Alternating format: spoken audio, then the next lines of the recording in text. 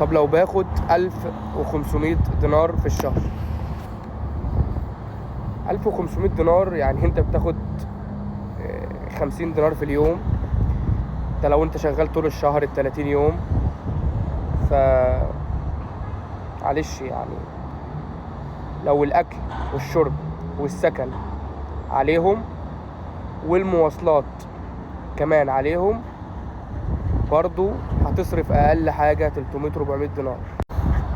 فلما تصرف 300 400 دينار، خلينا يا عم هتصرف 300 دينار والاكل والشرب والسكن والمواصلات وكل حاجة على الشغل، هتوفر لك 1200 دينار في 75 قرش.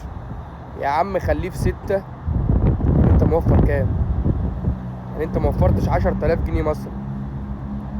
يعني انت شغلك حرام عليك انت تنزل تشتغل تحت في بلدك، وسط اولادك في بلدك، احسن لك بكتير. حتى لو هتوفر 7-8 آلاف جنيه هيكون احسن بكتير. ما انتش موفرهم هنا. في 1500 دينار حتى لو كل حاجة عليهم، حتى لو 2000 دينار واكل وشرب وسكن عليهم برضو شوية، لان 2000 دينار في 6 ب12,000 جنيه. فبرضو شوية. ما فين تمن غربتك؟ فانت كده بتضحك على نفسك وبتضيع وقت وخلاص.